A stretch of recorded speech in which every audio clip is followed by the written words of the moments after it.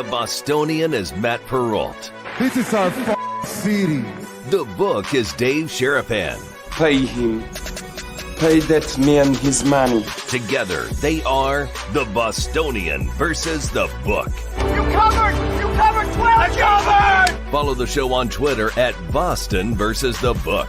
How do you like them apples? Bringing you the best insight on sports betting news, Matt and Dave's daily picks, and an entertaining and unfiltered dive into the sports betting industry.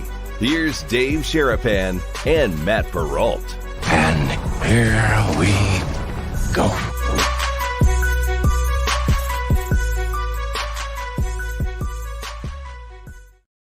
Already been a very busy day for Dave and I. Welcome to a Thursday edition of the Bostonian versus the book. Dave Sharapan, Matt Perrault. We're live on YouTube and Twitter as always at Boston versus the book. Replay on Sports Grid. Emerson Latzia from DraftKings will stop on by at some point in the 15-minute range or so. Yes. E coming in, string cheese and all. How are you, sir? I saw you literally 45 minutes ago, so can't really say how you're doing. I know how you're doing, but what is going on this Thursday? We already exchanged all the pleasantries. The boys are all filing in. All the boys and girls get into chat. Hit the subscribe button. Hit the like button. You know the deal. It's Thursday, which is now, what is they calling it? Roll Call Friday Eve. RCF Eve. RCF Eve. I like what we're doing with Thursdays. Why are you wearing Chicago stuff? It's Bears Day. Bears Day. Chicago Bears, team of the day. Oh, my. Guy said to me, go Bears. I was like, kind of, not really, but. See, you're seeing what I'm seeing. It's fun to wear stuff down there because we're walking through the casino, seeing a guy about a thing, Brigade Proxy service, and you wear something different, and somebody got something to say, whether it's good, bad, or indifferent. I wore the Red Sox the other day, and a guy said, Red Sox suck. Go Yankees. I'm like, how you doing? Thank you. See you later. Bye. I'm not even a Red Sox fan, but, you can follow the show at Boston versus the book. You can watch all of it. We'll go to Boston. I'm wearing stuff. We'll go to Boston. E's been having some traffic difficulties this morning, so he's going to be all revved up. Yeah, we're going to compare notes on that. I already got my first question planned for him. Can you imagine him sitting in traffic as much as he gets like he don't like to sit still at all? Did you watch what I sent you yesterday with him and Anik? Not yet. No. Oh, you got that's him I fell and Anik. asleep last night. Okay. I'm sorry. I was dead tired. I shut it down. Him and Anik did a phenomenal UFC DraftKings promotion. Really? For the card Saturday night. Yeah, it's really good. So it's gonna be fun. I don't know if it was an ad or it was just a social media post. I don't know what it was. We'll ask him. But him and Anik had a lot of fun last night, which is cool because obviously John's from Boston. I've known John for a long time. John's been a friend of ours here on the show. It's been awesome to have him on. Obviously, Emerson comes on the show so it was like a whole brigade thing. I was like, that's awesome. I was like, that's a really cool connection to watch those two guys do something together and enjoy doing it together. They were having a lot of fun. So we'll get to Emerson's experience with one Mr. Anik, who has a home game. Is in Boston this weekend? Home game. Yep. Home game for Anik. Yeah. Wow. 2 title fights, monster card. I cannot wait. Holy crap. Yeah. Oh gosh. He just said, FYI, I'm not wearing pants. Okay. So Emerson's not wearing pants. We're going to keep the camera up. Yeah. Okay. We're never getting off late night and we're okay with that, but that's a little bit much. We don't need to see the whole thing. Yeah. That's terrifying. And an offshore sports book also created some very interesting things today. So we got this is in the Houston Chronicle today. If you guys want to go look at this, we're not allowed to say which book it is, but it's an offshore sports book. Okay. Each mascot was done over and they decided to do an AI version of a mascot.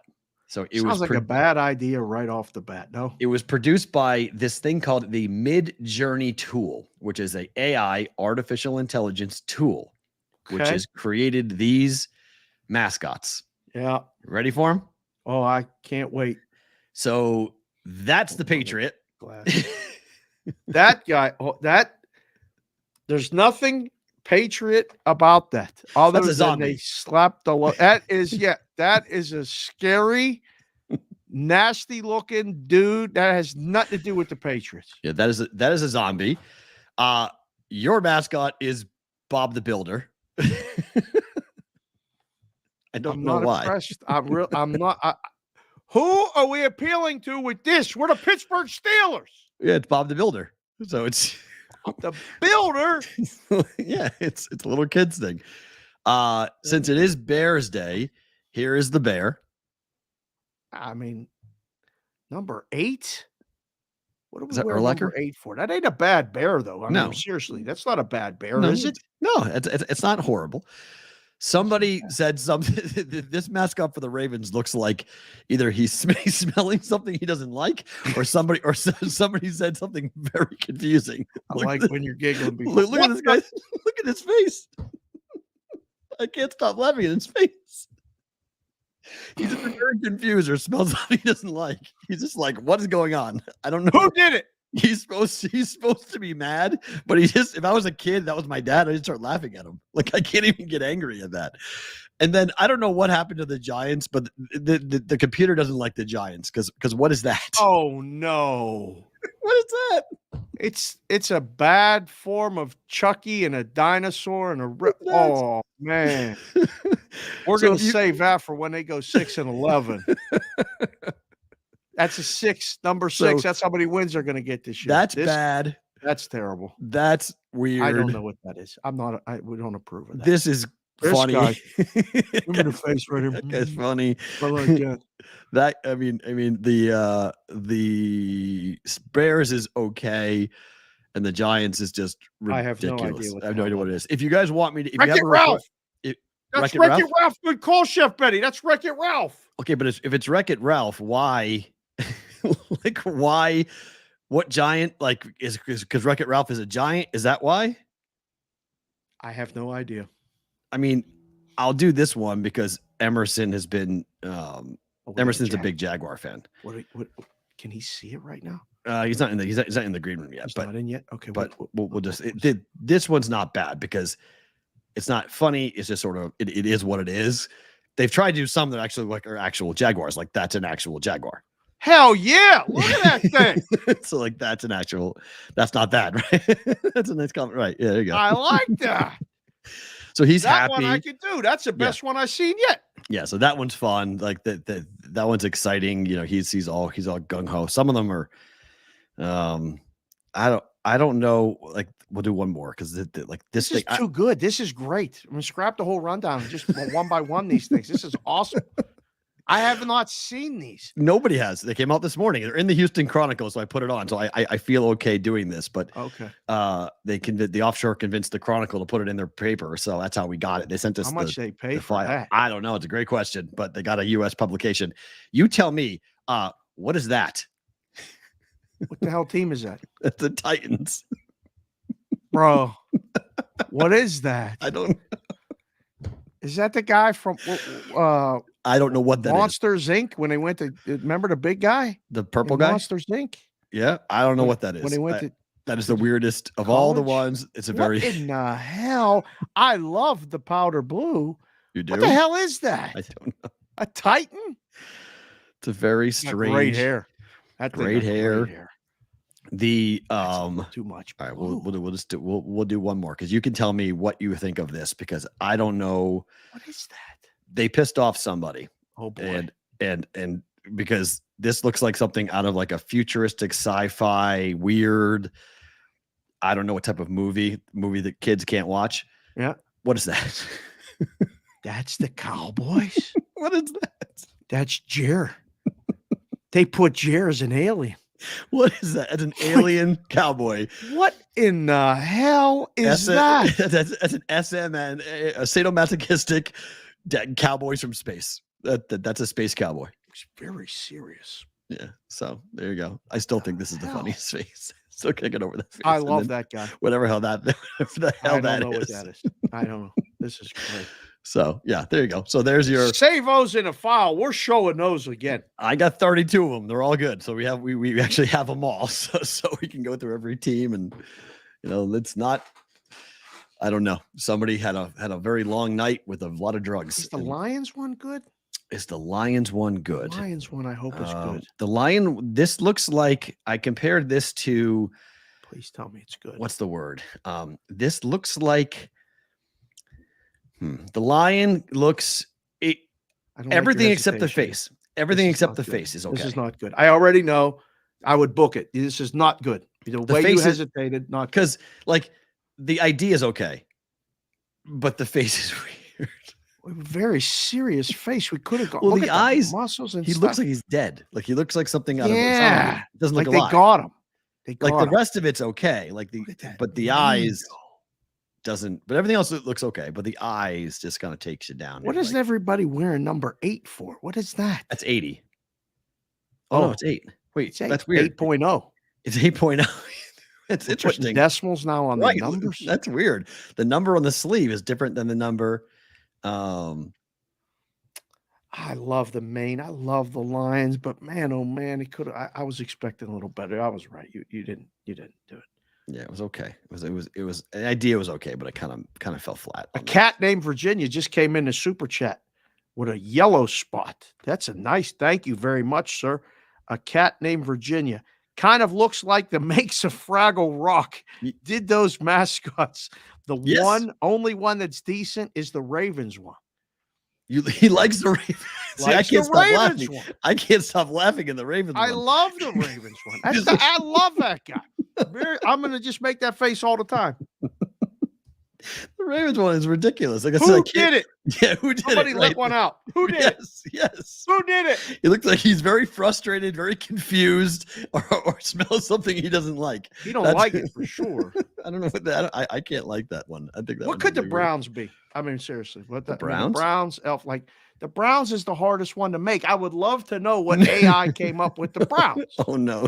What? Oh no! Please, you got to show it. You got to show it. You got to show it. Come on! I didn't see this one. Oh my gosh, this one's unbelievable. This one looks like, please. You know the guys who are on the side of Jabba the Hutt. Yeah. You know the two pigs. Yeah. Jabba's like bodyguards. Forget what they're called, but oh hell yeah! Give me some of the Browns. That's the best Brown thing I ever seen. Yes, sir.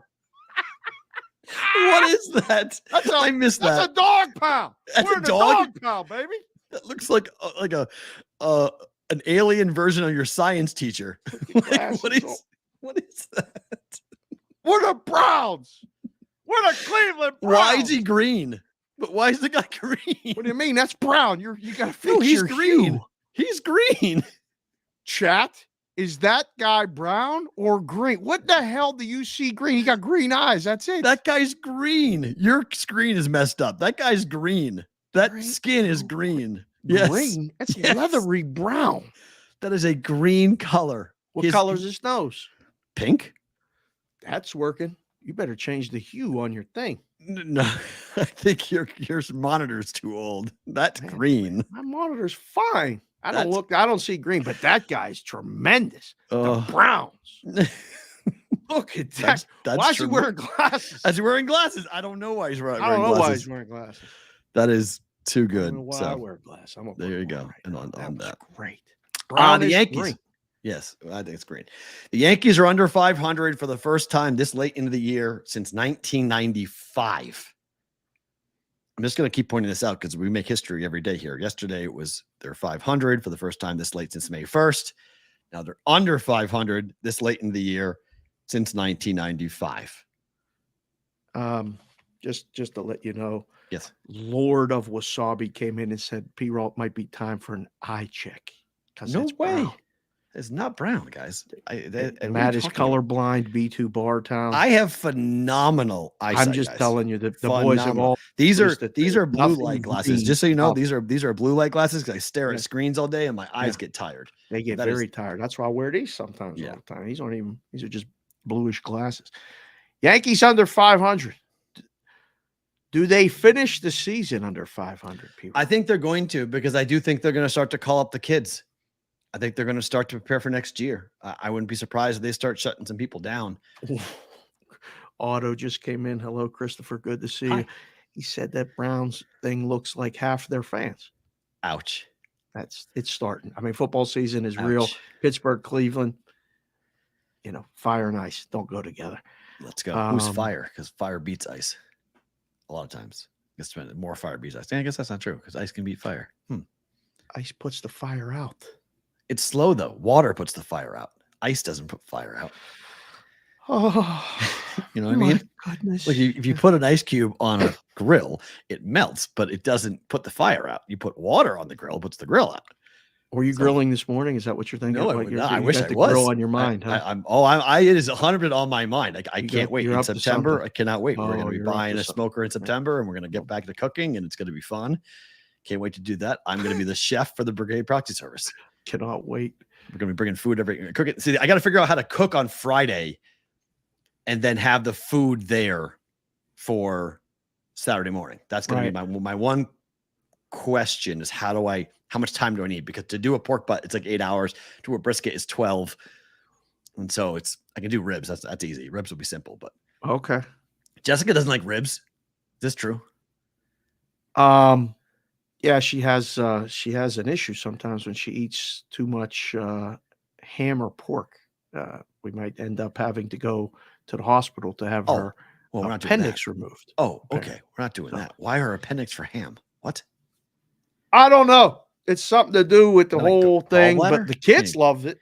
You know, so that's fine. Like, and we'll figure it out. We're gonna bring over some racks. A couple selections. We're gonna do some rack strips. I got my Alabama care package coming. It's in the mail.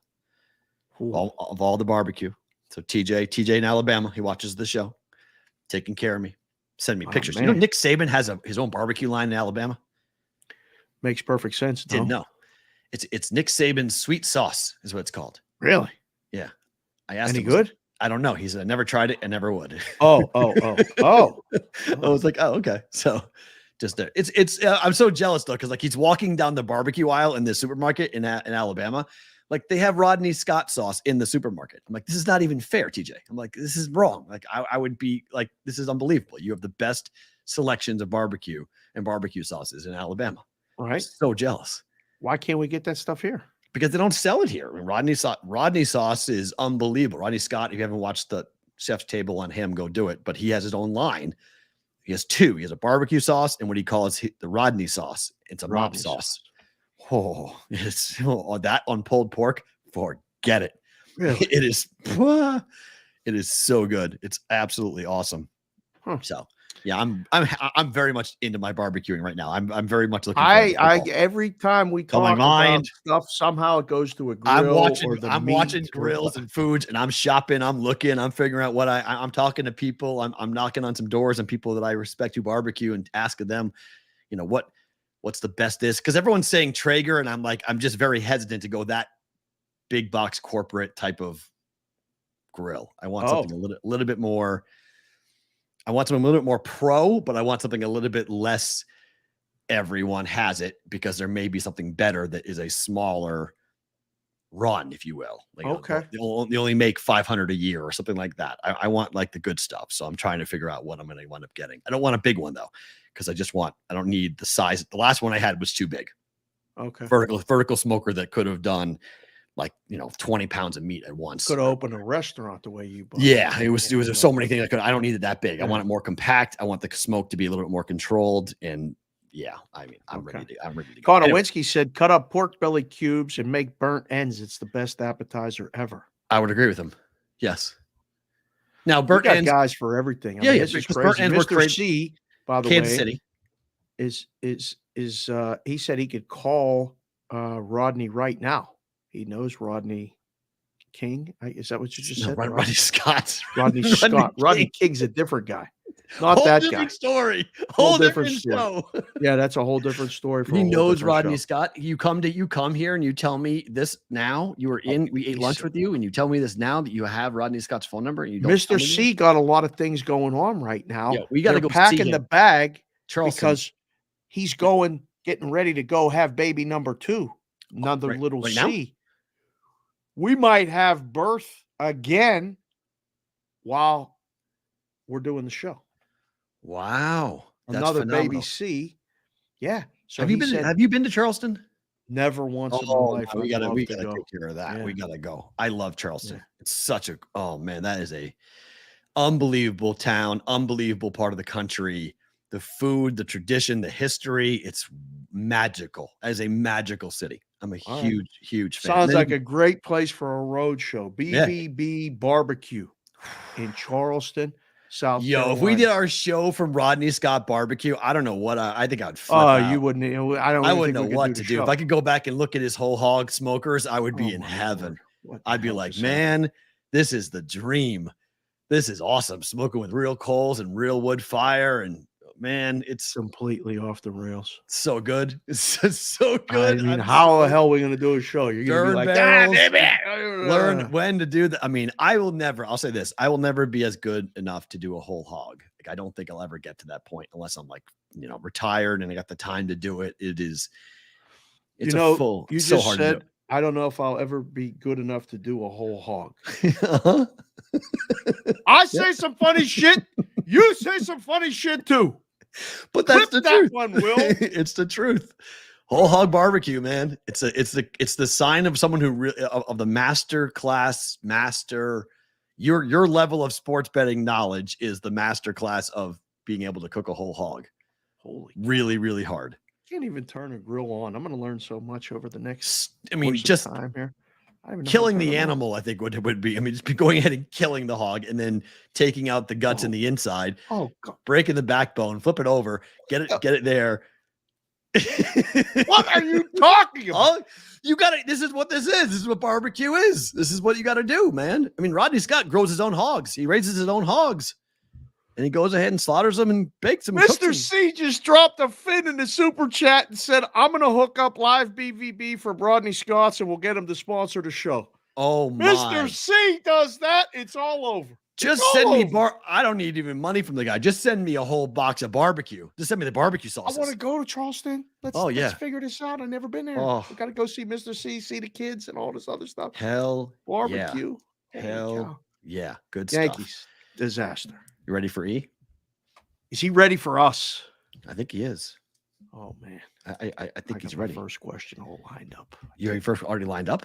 Oh, I have my first question waiting for him. Yeah. Oh, okay. Well, yeah. When he's ready, we're ready. Without further ado, let's bring him on. Oh, hi. Hello. How are you?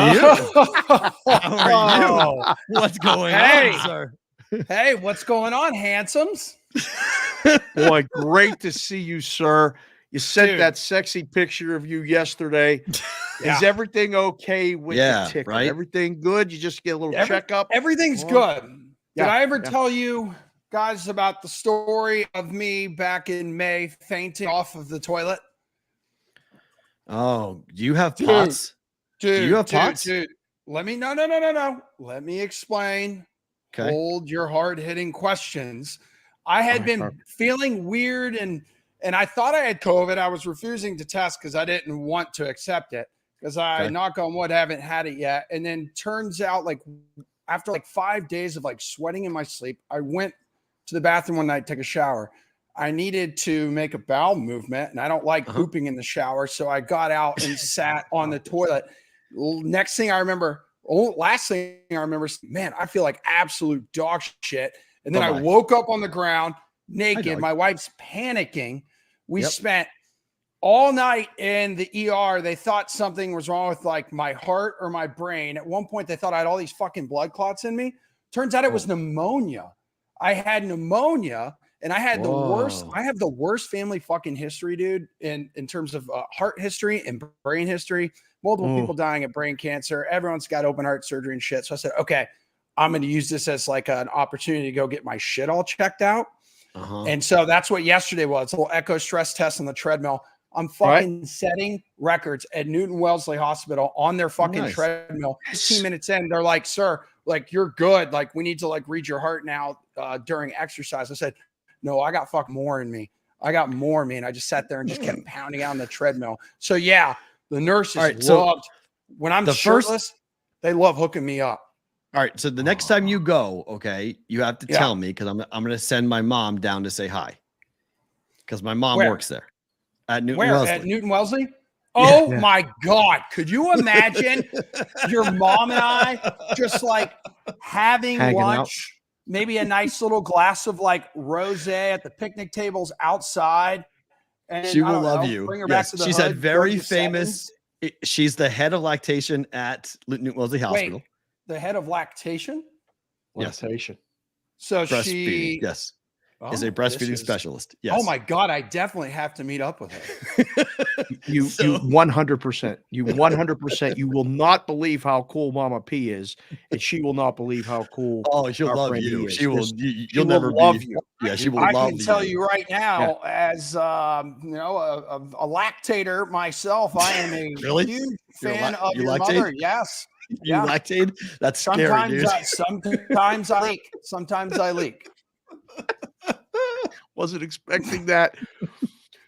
What's the traffic like in the 617? Holy shit. I mean, what does Emerson Lazia do while sitting in traffic? Because you sent that tweet and I'm driving. I got to the Circa and I'm laughing because I'm like, what does he do when he's sitting in traffic? Right. Dude, let me fucking tell you. So I get up like an Iron Man this morning at like 5:30 to play some golf at like 7 o'clock. And I'm coming and I was in Brockton, Maddie. I was in Brockton. So going 93 South wasn't bad. Dude, as I'm making my way down 93 South to go to Thorny Lee Golf Course, fucking 93 North is like an absolute parking lot at like 6:30 in the morning. Then I'm coming back at like 10:30. I said, what the fuck are all these people doing? Like, go home. Like, go do something. So, hold on. Is this your first time driving south? No, dude. I'm talking like I'm in the traffic coming north. Yes, it's always bad 93 North in coming up into the city. That's one of the worst. Most traffic it's everywhere. All times. Always. All time. All the time. The worst 24 road hours. The worst road in the world. It is. I have once sat in traffic at like 5:30 a.m. I said, people go to fucking bed. Like, I have places to be. But I said, and Dave saw the tweet, I said, if there is a road that leads you to hell, it is 93 North around Boston. But once you get through the city, like I go 93 North home. Sure. Once you get through the city, it's not bad. But going from South Shore, like where you were and like where a lot of people do live south of the city and come up, that's brutal. It's really hard. Quincy, that area, it's tough. But I saw your tweet the other day and also Dave's reply to my tweet today. I hear it's a shit show around Vegas because of this F1 thing, man. I hear it is like fucking miserable. That's a very good way of describing it. Yes, it's absolutely the worst thing. It's gone national now as people are learning about this. And I think we talked about it yesterday, but I think it could impact people coming here in October because they just don't want to deal with the nastiness of it. It's the most frustrating thing. And I've been through the big dig. So I've been through the biggest public works project ever. And this is worse. This is worse than the big dig. When is that, by the way? When is this? That's coming up. Mid-November, right? Mid-November. Wait, it's in mid-fucking November, and they're doing shit for it now? Yeah. They've been 6 months. They've been doing 6 months. It's a 6-month project. They have to lay the road down the right way and then repave it multiple times. They're building up scaffolding. You won't even be able to see the Bellagio fountains from the sidewalk. They're building up different things. So if you've ever walked the Strip, it's going to look totally different. I've walked the Strip. I made some bad decisions on the Strip before, but if how did you play golf today? How did I play golf? Dude, absolute fucking pistols, tossing darts, rolling good meatballs. Seriously, I played really well today. I'm feeling good right now. Got a new 2-iron, got a new fucking driver, playing with the Paradigm. Yeah, absolutely. Roger said, I'm a PM golfer here. Screw that dew covered crap. And I will say it is a little annoying playing early in the morning. Everything is wet and moist. You know what I mean?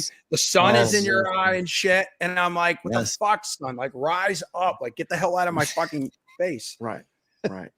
So tell me about the Anik thing yesterday, because I love this, that you and Anik were shooting something together yesterday for DraftKings and for the UFC pay-per-view at TD Garden on Saturday night. John Anik, out of all of like the professionals, including you guys, like out of all the professionals I know, like throughout this business, is one of the coolest motherfuckers like ever to hang out with and work with. Just friendly as shit, likes to have fun, can take shit, can give shit back, and is an absolute pro's pro. Dude, that video when they tweeted it out yesterday, we shot that like months ago when he was in studio for something else. And I was like, why didn't this fucking video ever make air? And then all of a sudden I'm tagged like on Instagram, on his Instagram with this video. And I'm like, dude, I totally fucking forgot about this. But you know, with him being really, yeah. I thought it was yesterday. I thought you said I shot it yesterday. I'm pulling back the curtain here, dudes. Okay, this is called fucking TV magic. But every time we have him in studio, really great dude to talk to. And you know, this week with the fight being in Boston, like he's a Boston guy, like he's absolutely fired up for it. I was texting with him yesterday, and I'm like, bro, you're gonna absolute kick ass. You're gonna rep, you know, for the 617 here, and he is the most excited to call a fight that I have ever seen him, like at least in my couple of years of like knowing him. He's called fights at home before, but it's a big deal to him. Have you ever met his brother? Yeah. His twin? Yeah. Oh, his brother, when we did that shoot, his brother was in there. Another really fucking cool dude, man. And he's just sitting there. He's like a great hype man. It's just like, this is why I need to be in Vegas with you guys, be hyping you guys up like behind the scenes and shit. Tremendous. Yeah. No, Anik's great. Do you bet or just watch UFC? Like, are you going to go to this? Have you ever been to a UFC event? No. I'm not going to go this weekend because I'm going to go to Chatham for the night. I'm going to go to Chatham for the night on Saturday because of Matt Perrault. You know Steve Perrault, right? Oh, yes. Section 10 host and shit. Yeah. Yeah. He's doing like a birthday thing. Nice. So I'm currently in negotiations with my wife just to make sure that is cool. I hopped down there with the guys for the night. Ooh. And what helps, this is so funny, Dave, because like this is so like you would laugh, Dave, because Chatham really, I thought your wife was going to take you there because Chatham and Harwich is where my family goes on the Cape. Yeah, so dude, that's where we're going to be this weekend. Yes. Are you going to the Chatham Bars Inn? No, God, no. With the guys, Thank no. you. I think I think his family has Wait, the Chatham. What is this place? Let me tell you what. What is this? Chatham Bars Inn. I mean, Matt, how would you describe it? Just like a fancy like summer resort, like there. Think like a female Instagram influencer photo shoot. Like that's everything is about. Everything's picturesque. Everything is covered with vines, and the ocean's right there, and it's all like your girlfriend or wife loves it. Typical Cape Cod like summer shit, and like it is such an incredible resort. They'll like wipe your ass for you, like they take absolute care of you because of the money you pay to stay there. Yes. So usually every summer, Megan and I do one weekend. She loves Chatham. Nice. I was like, we'll take you there for your birthday and shit like that. I think negotiations have been moving forward positively. So I do think that I'll be able to do a little guys' night in Chatham. What helps, my daughter can walk down the main drag of Chatham on Main Street. And she can literally go through and tell you which stores she likes and which stores she shops in. It's great. They have a great little chocolate shop there. Yeah, that she loves that. The rubber ducky store is one of her favorites. She goes in there and grabs love 5 it. or It's 6 one of my favorites too. Rubber ducky stores. She loves that. There's 3 or 4 dress stores that my mom takes her into, and that Madeline goes in there and knows like what to get. It is it's a very fun part. Chatham's a big part of my life. I have incredible. So what are the boys going to do down there? Well, listen. You can throw like a boys weekend type place. You can. It's not. There's a couple bars in there, bro. You can bounce around. I'm gonna listen. I'm gonna get down there at lunchtime on Saturday, assuming negotiations keep going well between my wife and I. I'm going to shove a lobster roll inside me, put a base in me. And then after that, like it's probably going to be like high noon after high noon after high noon. How have things gone with the wife since the dog gate? Since the this is good. This is good. The fucking shoes got here 2 days ago. The shoes got here 2 days ago after I had attempted to cancel the shoes multiple times with Neiman Marcus because Neiman Marcus just kept pushing back the delivery date. And every time I would call and be relatively stern, professional, but stern, they would hang up on me. They would hang up on me. I said, I want this canceled because, and I said, Meg, we'll go walk around Boston. We'll get you new shoes like here. Right. Yeah. But they ended up coming. She liked them. So everything's fine. But I think I'm done with Neiman Marcus, dude. I'm like a Saks guy now. That's it. Okay. Yeah.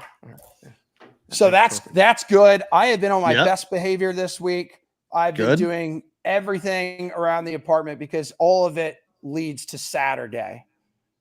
All of it leads to Saturday, and her just being like, "Hey, yeah, cool, have fun, behave yourself, come back." Is Jared coming? Is Carabas going too? No, I don't know. Jared is like a homebody, bro. He doesn't leave the house like a whole lot. He built like $1 million house. I wouldn't leave the house either if I was him. It's a ginormous $1 million like man cave. Yeah. It's phenomenal. TVs fucking everywhere. Has a full-size gym like in the basement. I haven't been there, but like a lot of guys on our team have to shoot content. It's like another fucking planet, dude. That's phenomenal. Good for him. And I'm obviously a dude who loves to work out, so I would love to go there and shred a little bit. Tell Steve happy birthday from us. That's very cool. Dave had to ask, like everybody else asks. So you and Steve related? No, we're not related. I've actually only met him once, so we're actually not related at all. We talk on Twitter all the time. We're actually not related on that. That's like this day and age, dude. Like relationships just form on Twitter. That's kind of how it happened with us. We all hung out and and met at the Super Bowl and shit, right? And then next virtually thing you know, hang out and then you do it, right?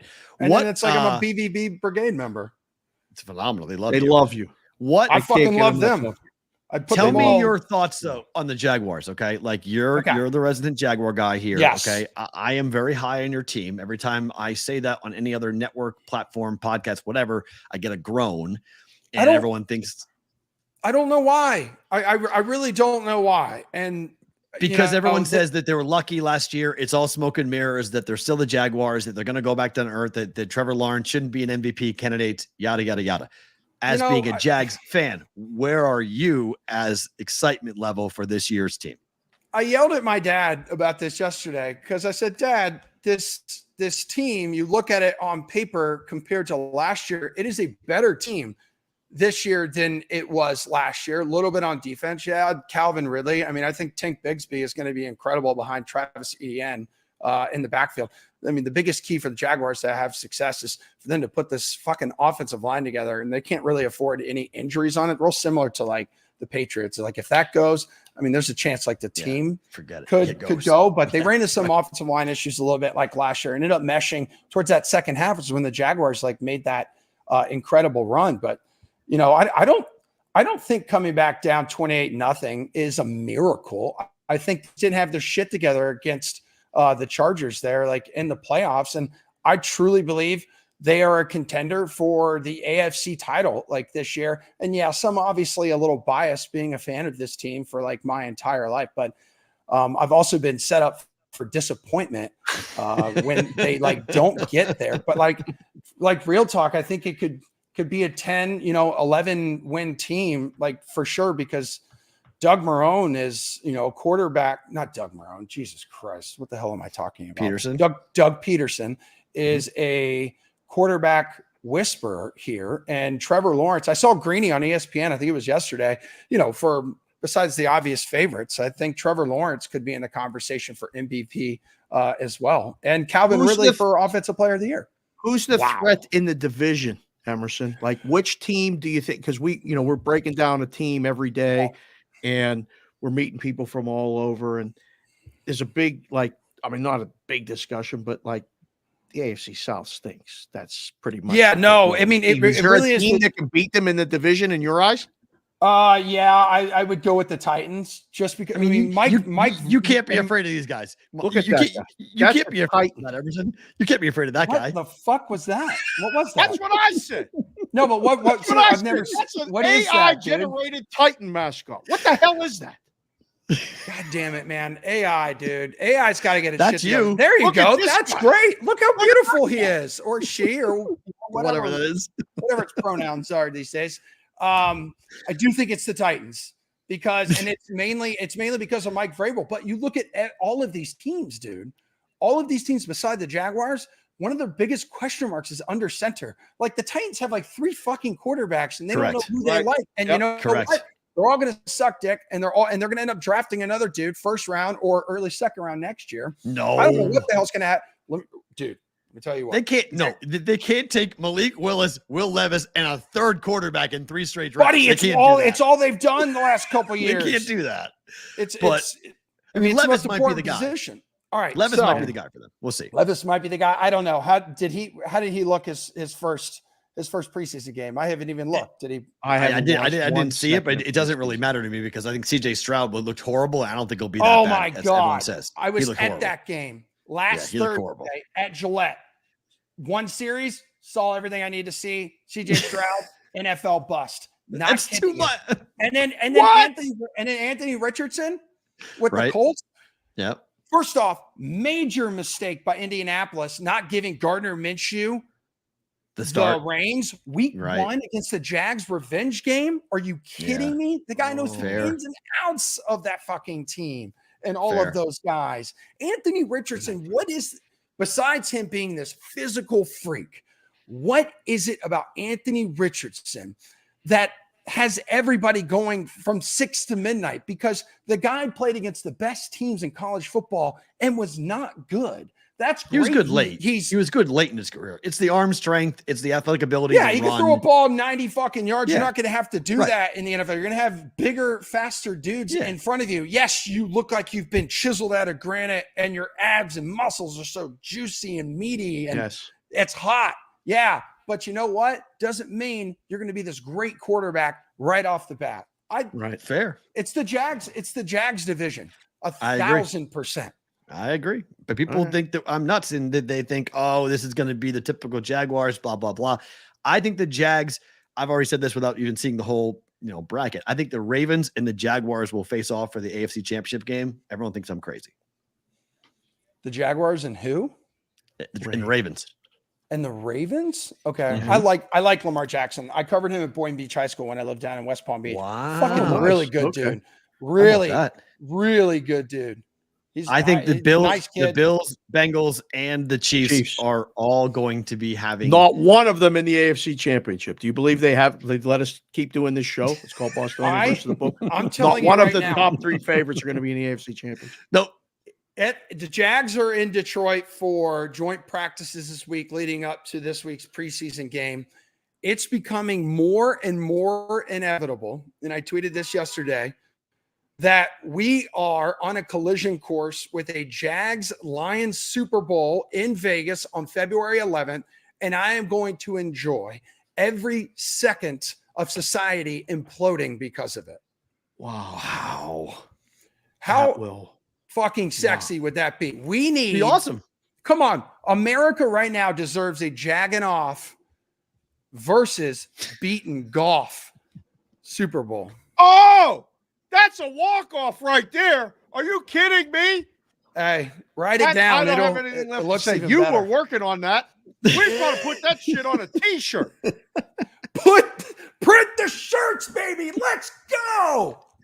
All right, my friend. Listen, enjoy Chatham. Have a good time. Awesome to have you on as always. You're always welcome here. We'll catch up with you down the line, all right?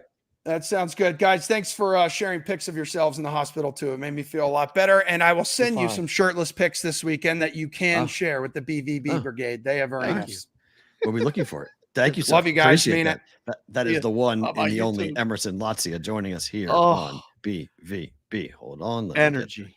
Nothing but energy. He's nothing but energy. I love him. Great. He's so fun. He's my God. So fun to put on. Jags, Lions? Would that sell? No.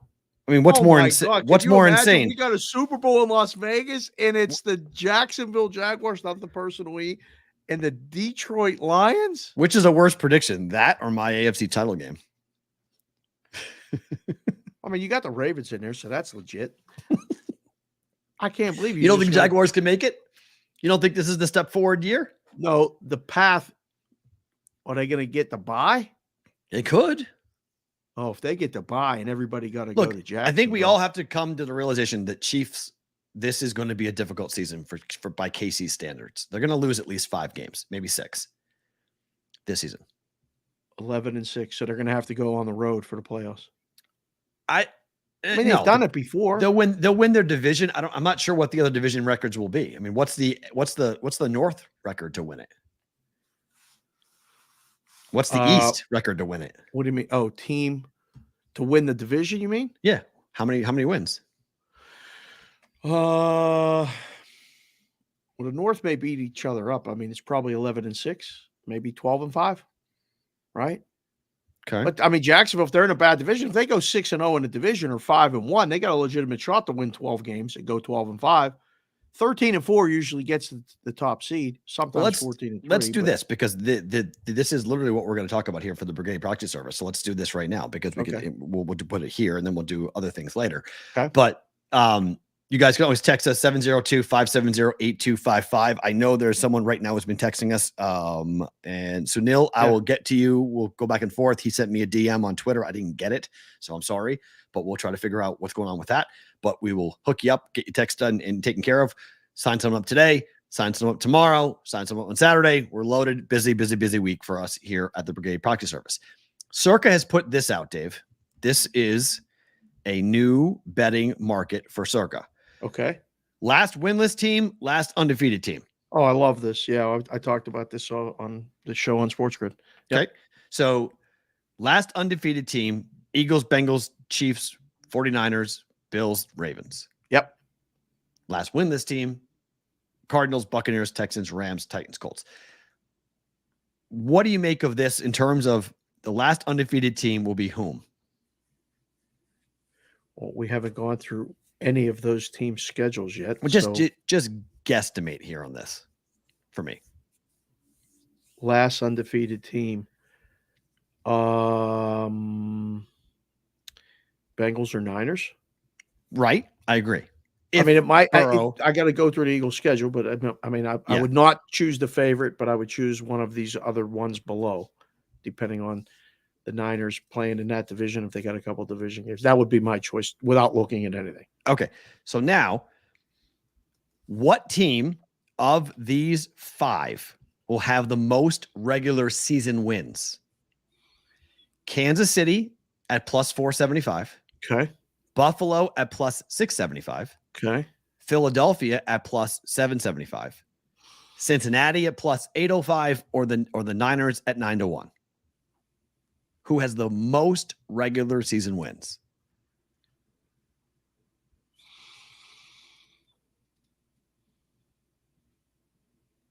It's hard because KC plays in a division that's difficult. Right.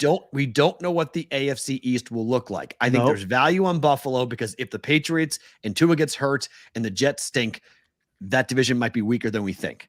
And the Bills might be the class of the division by a ways, and they could go 5-1 or 6-0 in the division. And if they go 5-0, 6-1 in the division, most likely they're going to win 7 other games. They got 12, maybe 13 wins. Right. And they may wind up 13-4. Even 14-3, I wouldn't put it past them. Right. If the division Niners? Niners 9-1. Cardinals are awful. Seattle's in a rebuild. Maybe. I mean, Rams aren't good. Rams aren't good. So they could go 6-0. If they go 6-0, it's kind of, how do you feel about Brock Purdy? Is he the guy? If he's the guy, maybe. I don't know. You guys are watching the show. Put it in there. Who's the team there with the most wins of those teams that you just said? I think Kansas City will get a lot of play. Most wins, KC. I think 11 wins for Kansas City. I would bet somebody else. Now, who has the most losses in the NFL? The Buccaneers or the Cardinals for me. 305 Cardinals. Bucks are plus 575, Dave. They just lost Russell Gage for the season, one of their best wide receivers. They don't have a running game. They don't have an offensive line. And they probably don't have a quarterback because it's either Kyle Trask or Baker Mayfield. I'm telling you. This is a 6-1 return, basically. Almost 6-1 on the Bucks to have the most losses. This is a legitimate bet you can make and feel pretty good about it. The Bucks are going to stink. It's not the Texans or the Colts. Well, the Texans are 880. Indianapolis actually is 2,200, 22-1 on Indy. They don't think Indianapolis is going to be that bad. Vegas, a lot of people are on it. That's why I asked Emerson who the NCC was, next closest competitor in that division, because I don't know, talking to a lot of people, like the Colts, man, the Colts. It goes. I see what he sees with Richardson. Titans? I just no, with the Colts. Like, I don't see this just step in and win 10 games that people are talking about. He's going to be fine. Okay. It's a good question. The it goes Arizona plus 305, Tampa Bay plus 575, the Rams at plus 750, Houston at plus 880, the Raiders at 11-1, Washington 16-1, Chicago at 20-1, the Titans at 21-1, and the Colts at 22-1. I mean, the Raiders 11-1 have the most losses in football. Ask the chat. The Juice just came in the chat and he said he likes the Bucs for the worst record, but CFW said, or CBW, sorry, the Bucs division is not that great. That's the catch, right? They play Carolina twice. But what if it takes a step forward, what if they right? split I like Carolina. We both like Carolina a lot. I do like Carolina. They're doing. I think they'll be better. Falcons could take a step with their, I mean, they've got weapons, as we know, okay, with Pitts. And I mean, Ritter keeps developing. The offensive line needs a little work. Defense is not great, but a lot of sharp guys like Atlanta. Okay. The Falcons could take a step forward. They were kind of a mediocre team last year, and Ritter, they may like Desmond Ritter, and they like, the head coach and what they're building. And then you've got the Saints, which is a defensive-oriented team with Derek Carr stepping in, and we know that Kamara is going to play. He'll miss 3 games, but he'll play. Michael Thomas coming back. Saints might be the best team in the division. We'll see. But I don't know. The Bucs could very well lose every game in the division. They could go 0-6 in the division. I've been saying it. I was quick to say Tampa's going to have a down year last year because you started to see the decline, and then when everything went, your man Brady went through and all that other stuff, and it was done. Mm-hmm. How do you fix that like that? I don't think you do, and I think they're gonna have a problem at quarterback. They're gonna have a problem at a lot of things, especially being scored on. I mean, they were, their defense used to hold them in games. I don't think that's even going to be the case. So now they're going to have to score a lot of points to keep up. I don't see it. I like Tampa to have. Arizona's going to be bad too. No, I mean, they are, and that's why they're 3-1. I mean, but I think you could bet them both. You probably could. You could bet them both. You could bet the season wins. How's Arizona go over 5 wins? I get 5 wins when you go through the schedule, and it's. But there's better. But the odds for going the under on Arizona are not 3-1. No. So but you win the bet if they go under. If they go 4-13 and somebody goes 3 and you don't win 3 and 14, you lose. How bad would that be? What's the worst record in football? Let's first establish that. How many losses? It's 3 or 4, is it not? So somebody goes 3. I don't think anybody goes 2-15. 2-15 in the NFL. I don't think so. 3-14. 3 was the low last year. Chicago. Yeah. They won 3 games. That's speaking of which, that's why we're both wearing Chicago stuff today. Mm-hmm. So what's their odds to have the worst record? Chicago? Yeah. 20-1. Can't say they're going to have the worst record. Well, let's do this because Circa Sports team of the day is very well the Chicago Bears. We were setting it up today down there. It's rocking. We're still at a 2-1 pace in terms of Survivor over $1 million, but it's one team, $1,000. One entry, $1,000. You pick 1 a week for Survivor, 5 picks a week against the spread. Spreads don't move. For Circa Million, $6 million in prizes for Circa Million. It's available $8 million in Circa Survivor. You guys can sign up. Must be in Vegas. Hire a proxy. You can play from anywhere. Circa Sports Million and Survivor going on right now, all the way up to the first game of the season in the NFL. So you got about 3.5 weeks or so to get to Vegas to sign up. If you don't live here, hire a proxy, and away you go with the Circa Million and Survivor. For more information, log on to circasports.com. Okay, Bears are the team of the day. 32 teams and 32 shows brought to you by Circa Sports. 7.5, the Bears. They are expecting a monumental step forward for Justin Fields this season.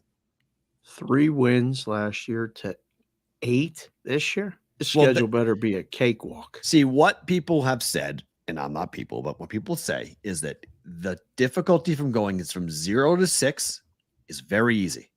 From going 6 to 12 is hard, but not that hard. And from 12 up is forget it. It's impossible. It's a coin flip. Everything has to go right. You have to win every coin. Everything flip, is ridiculous. Game, result. Yeah. It's right. So we're going in the middle of that, right? We're going from 3, which is to 6, which wouldn't be bad, but 6 wouldn't get you there. That's not enough. You got to cross over 6. You got to go and see if you can get to 8. I don't see this. This seems to be too high. Yeah. So reason to be excited, Justin Fields. I mean, some are predicting him to have 1,000 yards rushing this year. I don't know if he stays healthy, if they're going to ask him to run the ball that much. It's a lot of contact for a quarterback. I know he's a bigger body guy. He's putting on muscle, but that's asking a lot. Yeah. Receiving core is okay, but they have to play the AFC West this year, which is not good. Okay.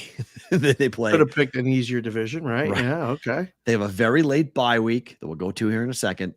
And the defense last year ranked dead last in points allowed in the NFL. Without looking, if you're watching the show, and again, thank you if you are, over or under 7.5 wins for the Bears. What do you think people say? Under. Chicago people are going to say over. But it's they're that excited. Chicago people are jacked. Yeah. They think that they got something cooking. Under. First 3 that without looking at the schedule said under. So try to remove those preconceived notions. Let me get the dark glasses on. I'll get the dark ones on and make sure that we're not looking through rose-colored glasses or my listening glasses. And we'll pull the schedule up. Go ahead. Let's see the schedule. Here is your schedule for the Chicago Bears. Opening up against Green Bay at home. They better win that game, right? It's a winnable game. Home opener, the Bears win. I would agree. Bears go 1-0. At Tampa. I think they can go there and win that game. I do too. And then see ya. At Kansas City. No. Home for Denver. No, you're no. Okay. All right, I'll buy it. 2. At Washington. They don't win that game. That's a Washington winnable game. I think I gave that to Washington too, so I'll stick with you 2. Home for Minnesota. Oh, Kirk Cousins on the road. The Bears are winning that game. 3. No. Vegas at home. They can't beat Vegas and Chicago. A dome team going to Chicago in October. All right. I'll say because they'll split. So I gave them the home of Minnesota. I'll say they lose 3. I have 2. At the Chargers. No. At New Orleans. No. Home for Carolina. I say they win that game. I'll give it to them, but I don't know. I'll give them 3. At Detroit. They won't win that one. At Minnesota. No, they won't win that one. 3 wins to the bye in week 13. I have 4. Home for Detroit after the bye. Home for Detroit after the bye. I'll say lose. I think Detroit sweeps them. At Cleveland in December. Not a good spot for them there. Home for Arizona. Home for Arizona on Christmas Eve. 5. They win that. 4. Home for Atlanta. Dome team outside in Chicago. They're winning that. 6. They have 5. 6. At Green Bay. Last game of the season? Yep. Oh, hell no. Probably not. Under. 6 or 7. 7.5's the number. God, what are we missing? The hyper on Justin Fields. Oh, there's more to it. I did this in the first year I came back from West Virginia, and I was in the risk room. We went through and did the schedules, and everybody did their own numbers for this season wins. We were trying to put them out first before anybody. Okay. And we all went through and did Buffalo wrong. We were vastly wrong. We were all underestimated Buffalo. Huh. And we put the numbers up, and they kept betting it. And I kept saying to Tony, we missed something. He's like, what do you mean? I said, I don't know what this whole room missed, but somebody sees something in Buffalo that we don't see. I said, we're wrong. The power rating's wrong. The number's wrong. Everything's wrong. Well, we'll see. We'll see. And they kept betting it over, and they were dead on balls accurate right. Chicago is one of those buzz teams right now. When you talk to people, I don't know. You think it's really just hype, or like, is the defense going to be that much better?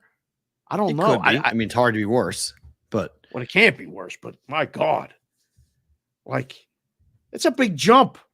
It is. Detroit's better.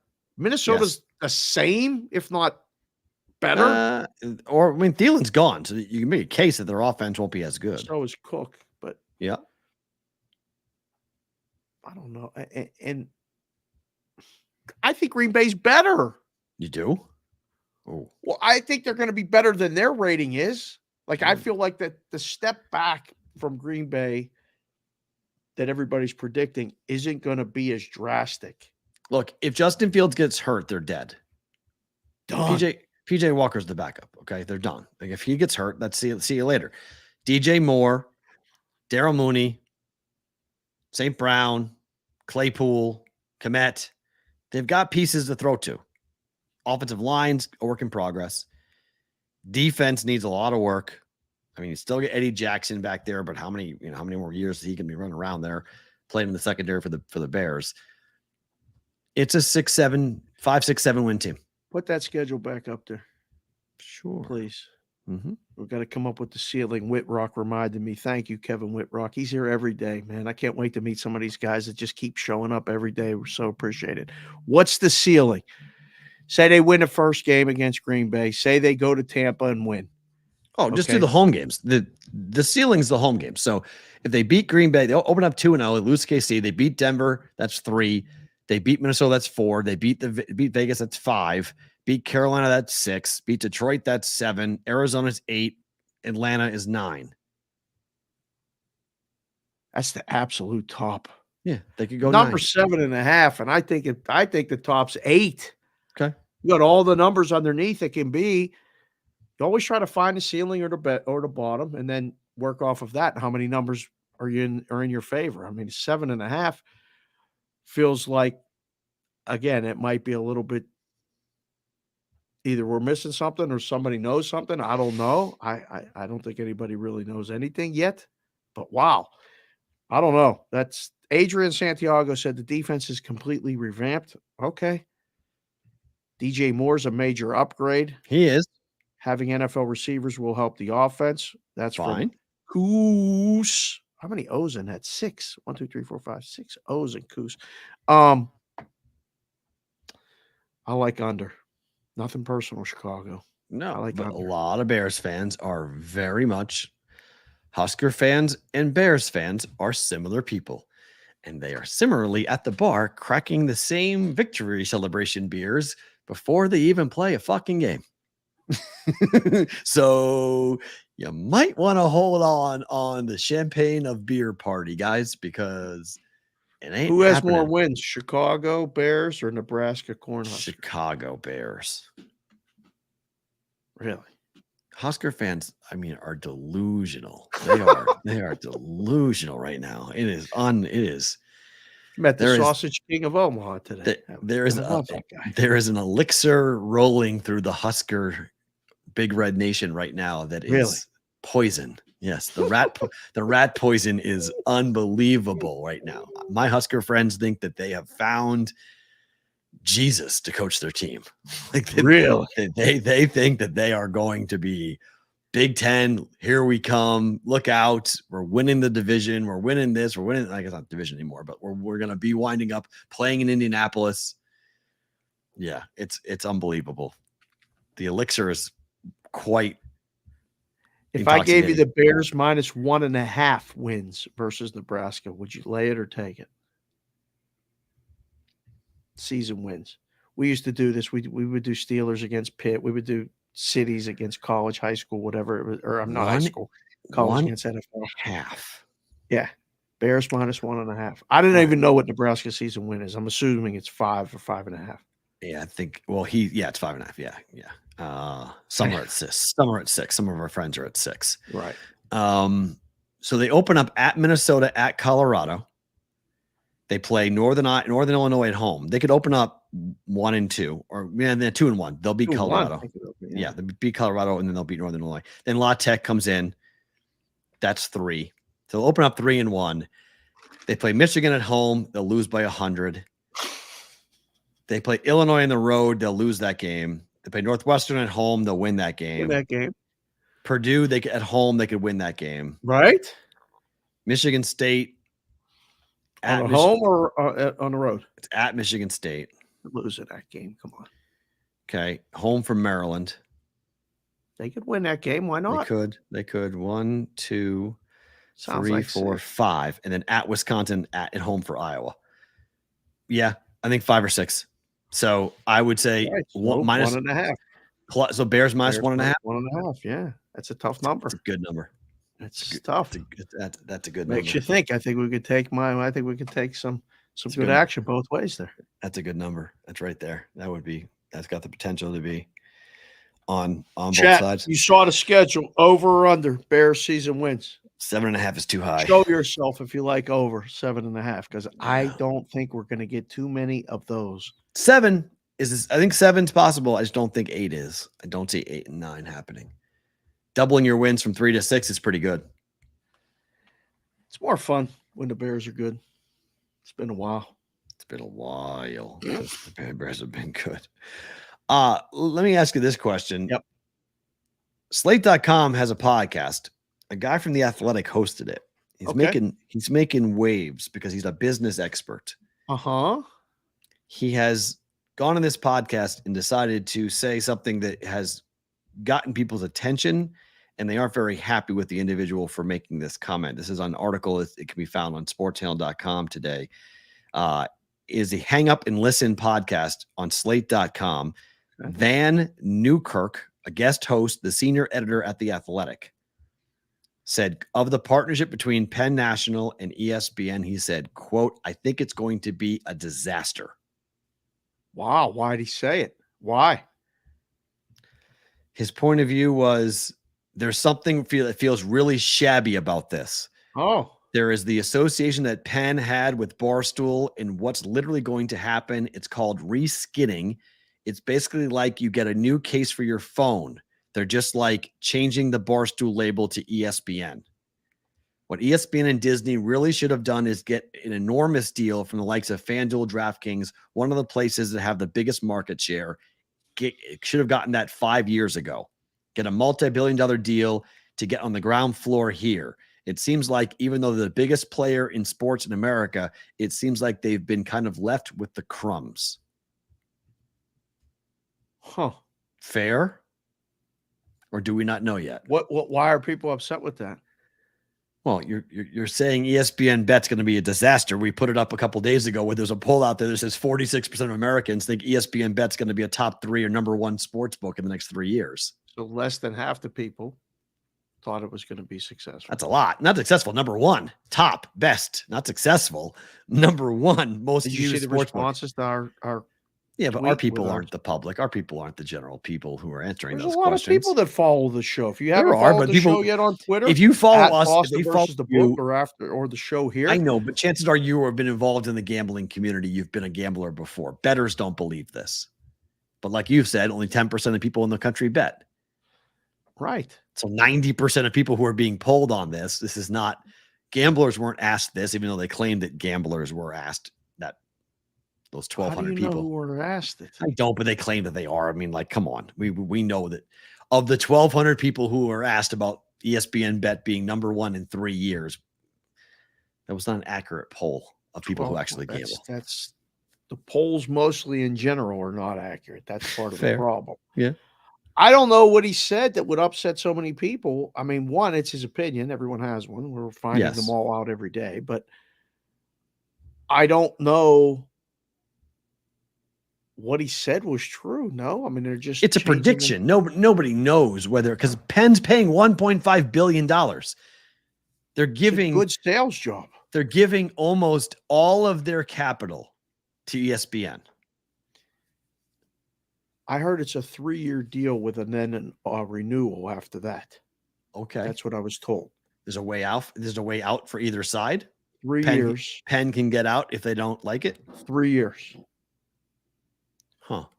I don't think it makes it past that. If that's the case, if that's true, I haven't seen the paperwork, right? And I'm not on the inside. Right. I don't think it goes past that first 3 years because someone's going to look at it and go, what are we doing? This isn't working. We're not getting people. We're not getting signups. We're not, I don't know. I'm learning so much about ROI and EBITDA and all this other stuff. And I don't know. I don't know what the goal is. But so the next question, it makes sense to me. Okay. So what about this? Will Penn make Nevada a priority? This is a great question. What do you think? I don't think so at all. Because if they want to be the number one sports book, they have to be competitive in every big state. Our population's not big, but our handle is.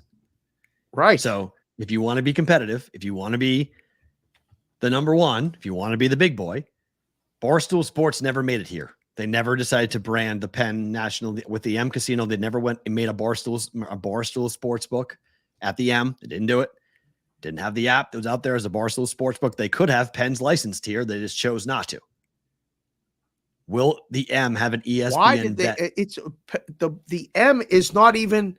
It's a William Hill Caesars book. Yeah, but that will change if they can. They'll get out of it if they can.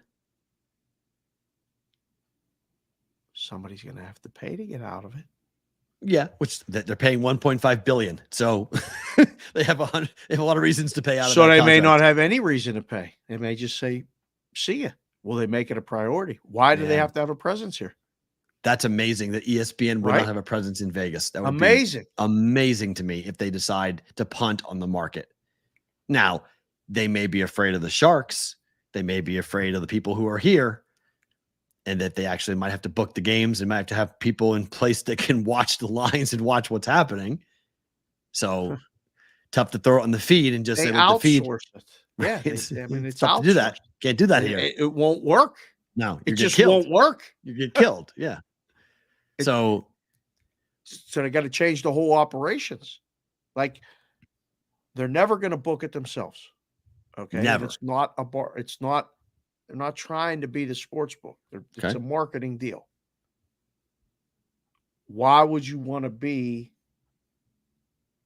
changing all of that? Like, how are they going to do? They're going to go to them and say, we need to change the way you guys do business because we're going to do business in Nevada. They're going to laugh them out of there. We're not changing. We manage the stuff the way we manage it. You guys signed it with us. Now what? Do they change providers? To get then so they could actually work here. Interesting. Yeah, it could. I mean, that's you have to go, I think, that route. I don't think you can operate a legitimate nationwide brand and not have a presence in Nevada. FanDuel and DraftKings are doing it every day. DraftKings has their headquarters here. There's a FanDuel sportsbook here. They don't have a book. But they can have their headquarters here. They don't have a book. But the public doesn't know. Dave, when you walk into the Boyd Gaming book and it says FanDuel, you have no idea that it's a Boyd book. You have no clue. It says FanDuel. So the average person walks in and goes, it's a FanDuel sportsbook. They have a presence in Nevada. DraftKings has a gigantic, huge headquarters. You drive past it on the highway. There's DraftKings. Beautiful. I took a tour of it. It's great. I mean, it's just, they're here. They may not be operating here, but they have a presence here. ESPN's closing their studio at Caesars, and we don't know if they're opening up another one. It doesn't sound like they are. Right. So I can't believe that Penn and ESPN Bet would operate here in the state without a presence of some kind. ESPN book, branded, maybe it's somebody else's software, somebody else's book, license, whatever. I just will find it very surprising if there's not something here that says ESPN Bet. I mean, when you say it out loud like that, they have to. Right. They have to. But this business has taught me so much about what you think, you don't. Right. And what seems very reasonable and obvious is not to the people in charge sometimes. And no matter how many times you say it or make a case for it, if they don't want to do it, they ain't going to do it. So I don't know. I got to read this article some more and try to decipher what whoever's saying is saying, because it just seems so easy. Right. If you You just spent all that money to do all this stuff. The M is a beautiful property. I worked there literally for 7 years. I was there the day it opened. Oh, wow. March 1st, 2009. Opening day. Glorious. And then Penn came in and it changed, and a lot of people left, and things became very corporate. They were not. The Marnell family built it, opened it, were around, and it was a family-run casino in Vegas. It was a dream to work there. It became very different, and everybody left. But the property itself is perfect, and it's the first one coming from California. You've seen it, shaped like the Wynn or the Encore, that curved building. The rooms, the suites are awesome. The book was magical. It was some of the most fun days I've ever had working were in that place. They can make that their cornerstone thing. They don't have to be near the Strip. They can do it all. I don't know if they will. It's gonna be so wild. I just can't put my brain around it. I can't understand. We know that FanDuel and DraftKings will be here, most likely operating within the next 3 to 5 years. When, how, where, what's the deal? We don't know, but they're going to be here. They're already here, but they're going to be here a lot more. A larger presence is going to be here. Penn is here. Penn is licensed. Penn will have a deal with ESPN Bet.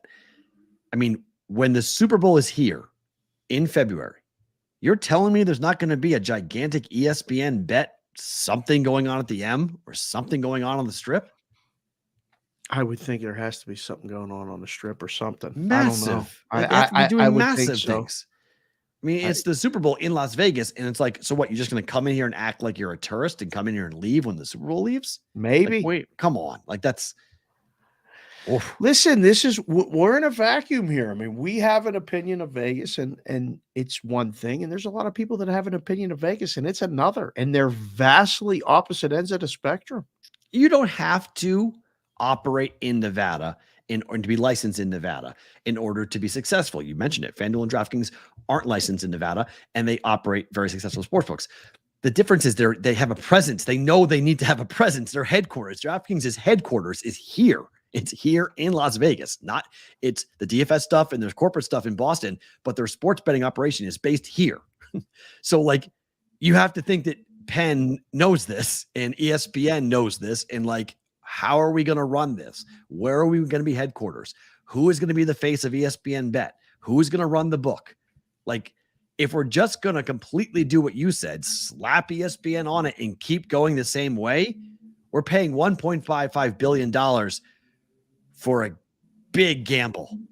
Like, yeah, that is putting all your eggs into the basket of a brand and saying, ESPN, you must save everything with our book operation, and we're going to pay you $1.5 million.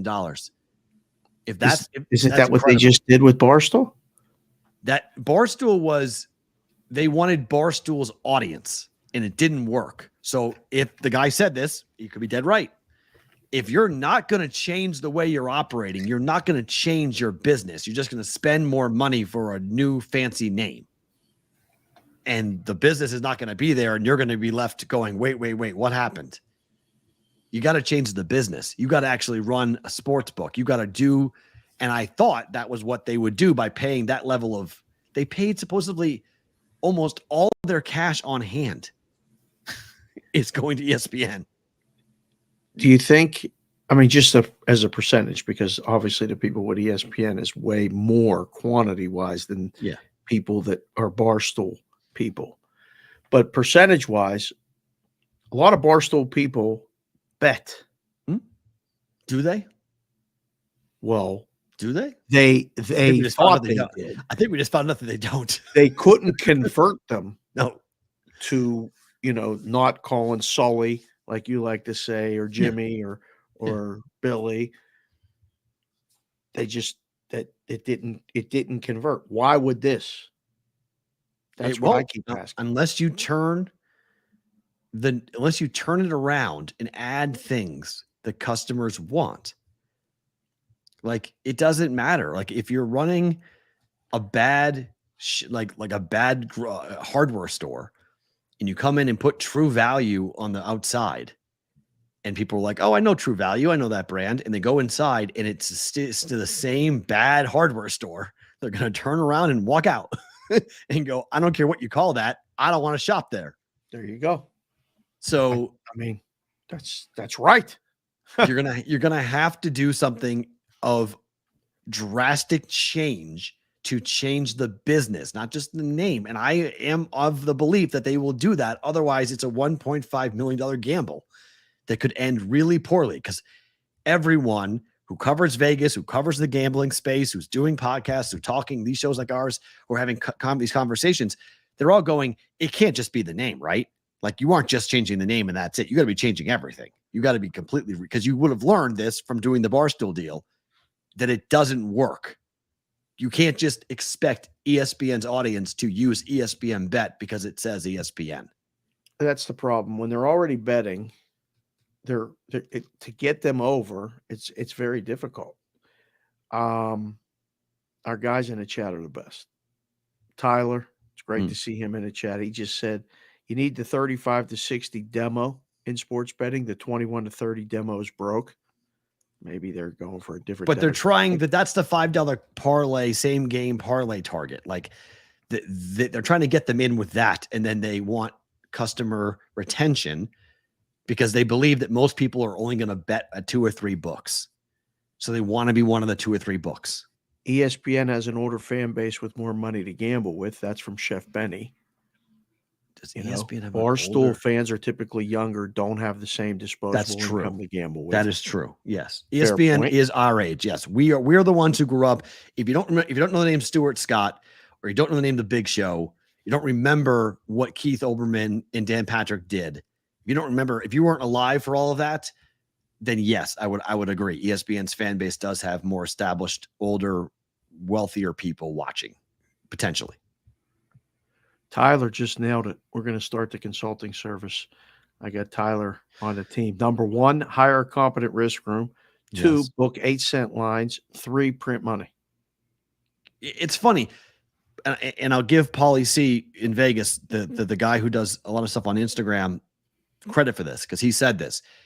He said, why wouldn't you, if you were Penn, why wouldn't you take that $1.5 billion and put it back into your customers and give them minus 105 lines and incentivize their play by giving them something that nobody else has?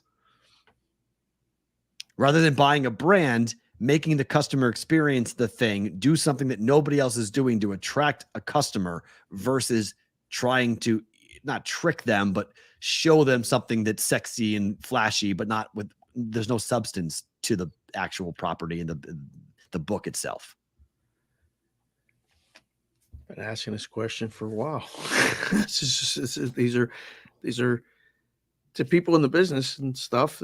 These are obvious answers to questions that aren't being asked.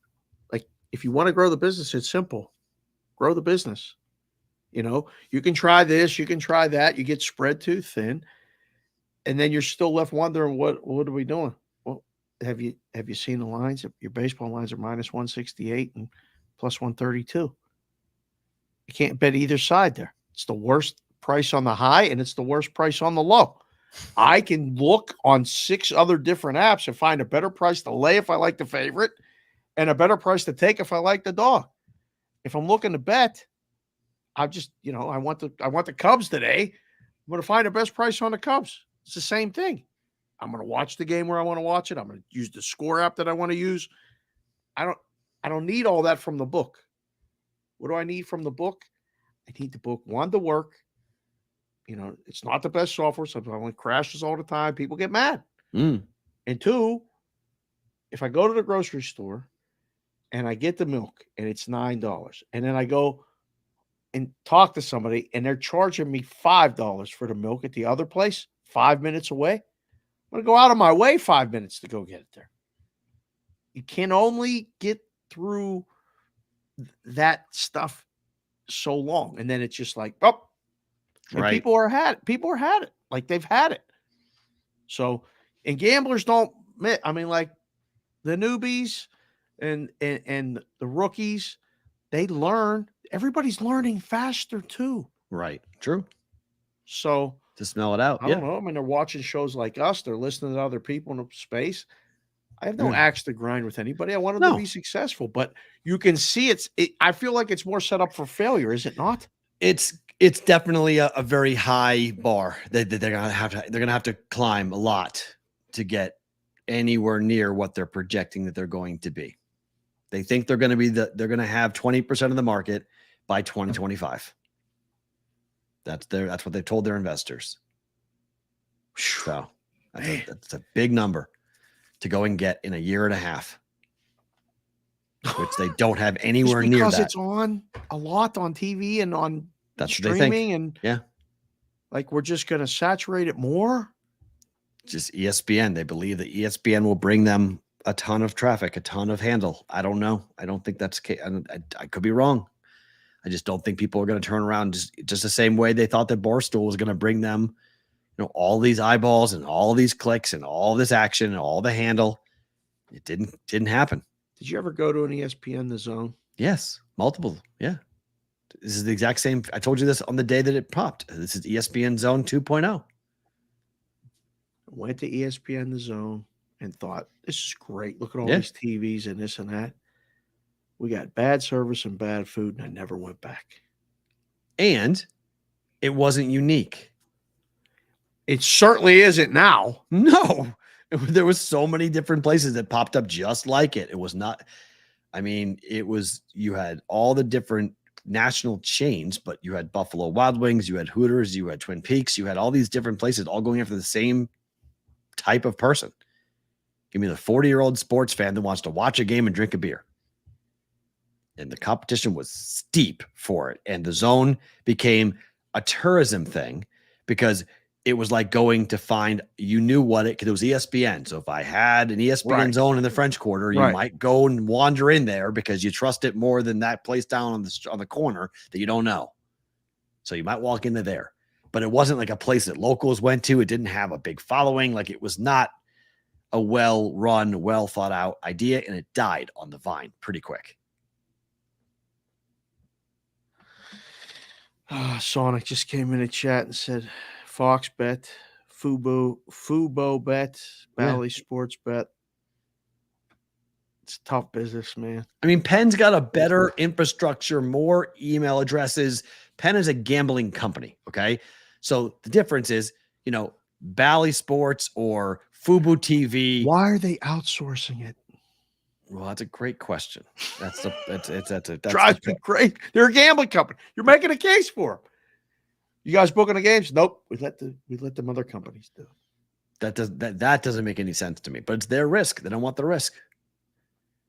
They're a table and slot machine company that feels like they have to do sports betting for some reason. I can't figure out why they think they have to do sports betting. It's the golden goose. What are you talking about? That's what everybody keeps saying.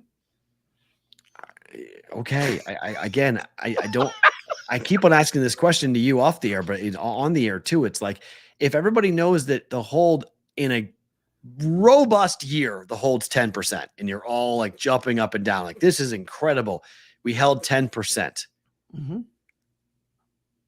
Could you make more money doing something else if you were a gambling company? If you knew everything else in that casino is more than a 10% return, right? Not even close.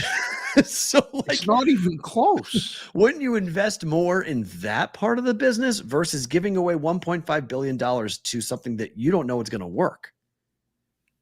It's a weird deal. It's a very strange situation going on. Very strange. And they got involved with Barstool, and they gave the Barstool brand back to Portnoy, and I think that was brilliant. It was really smart.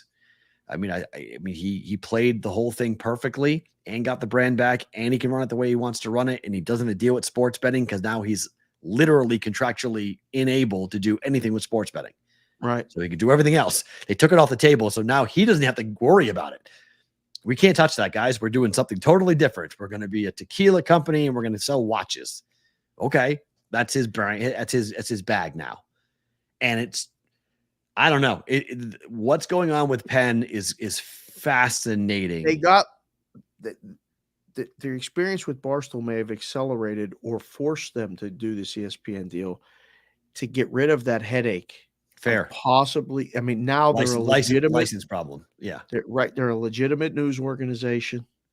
They're professionals. They're this, they're that. They don't have to worry about that threat of, you guys are working with these guys and they're doing this can't lose parlay thing, which the legislators are saying you can't say. So now we're going to have to pull your license, and they have all that money invested in that, and that's their business. But they could have bought out of that without going $1.5 billion in the hole. Well, I mean, they could have bought out of it. They didn't have to pay A-Rod $252 million to Texas when he did. But if you create a market that, yes, that's the price, and somebody pays it, then they pay it. Yeah, that's fair. All right. Michigan State's going to sell alcohol at games this season. Board of Trustees voted unanimously on Wednesday to authorize this. Wow. To allow it following Football, changes. Basketball, everything. Yep. On campus. Yep. The vote came after the governor signed a bill in July lifting the state's ban on alcohol being sold at college sporting events. So at the time, Governor Whitmer said that the law will help to reduce the likelihood of binge drinking before games, i.e. tailgating, and bring in a heck of a lot more revenue to the schools. If the liquor license approves the Michigan Liquor Control Commission, the university will start selling alcohol on the Spartans home game on the 23rd of September against Maryland, October 21st against Michigan, and November 4th against Nebraska. They chose not to sell the first two home games in September because of logistics, trying to get it all set up to be able to do it. But liquor sales will begin 1 hour before the game and end with 5 minutes to go in the third quarter. Kind of like the seventh inning stretch there. They will sell at basketball, baseball, softball, and soccer on campus of Michigan State. And my guess is that Michigan most likely will follow suit. Wow. Those people in Michigan, and we thank you guys again for watching and listening to the show. We did some demographic studies ourselves and found that we have a huge audience in Michigan, and we didn't know. I didn't really know that, which is good. This is big. I mean, it is. If they announced that they were selling alcohol at Penn State games, you know how much money that would be? They should. But why don't they? Because they never sell alcohol at college events. Why not?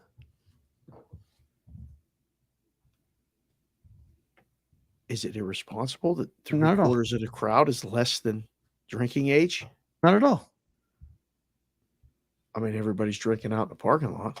I mean, it's not like you're stopping it from happening. I mean, Nebraska football is going to, I mean, Nebraska, let's see, it's at Husker football game. I think Nebraska football now sells it. I know at Creighton basketball games, they've been selling it for years. You told me that. Yeah. Years. I never saw a place sell it until I went to a UNLV game here. I was in Arizona. Problems? They didn't have it. Penn State never had it. I mean, Penn State, you still got to go to the liquor store. Yeah, so schools in the Big Ten that currently allow liquor sales on campus during games: Illinois, Indiana, Iowa, Maryland, Minnesota, Ohio State, Purdue, and Rutgers. And now add Michigan State and probably Michigan. Oh, so it's more do than don't. Oh yeah, it should happen. I mean, I have no problem with it whatsoever. It's just, I mean, if you're 21, you can drink. Period. They're doing it in. Like, I've seen it at Iowa State games. At Iowa State, they tailgate before. At halftime, they go back to the tailgate. They drink more, then they come back in. Like, what? Right. Right. Like, you know. Big Business said, bro, they sell beer at Chuck E. Cheese. Yeah. They sell beer everywhere. I mean, I got no problem with this whatsoever. It is everywhere. Yeah. I watched the Creighton basketball games, and people get, there was more fun. I mean, people were feeling it. The crowd was louder. The crowd was more into it. You know, alcohol lets people relax. It also causes other problems. It does cause other problems, man. It's just sometimes I see these videos of games. It's bad. There's no debating it. I haven't been at a game in you know how many tailgate fights I've seen in football games though in college? Like, we just heard one from the Sausage King this morning that I was like, that really happened? Yes. He was like, yeah, you know, guy got hit with the chair, blah, blah, blah, blah. 20 stitches. Yeah, right. Like, just want to go to a football game, man. It's what it is. It is what it is. It's not that stunning. So, all right, we can get the whole show in here. Yes, sir. inside, Rolling, baby. Inside of our friends. Watch your ears, everybody.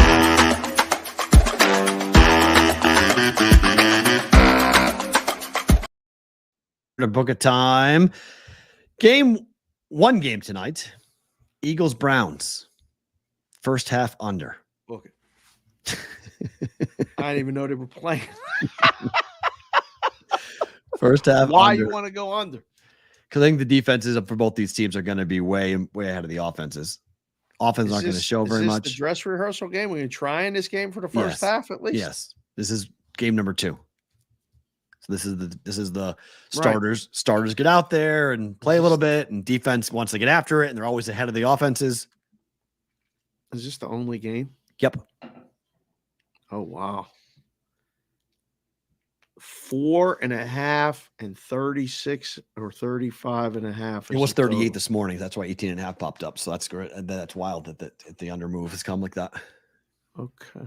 First half under 18.5 is what I valued. Yeah, we'll book it. I have no idea why. Okay.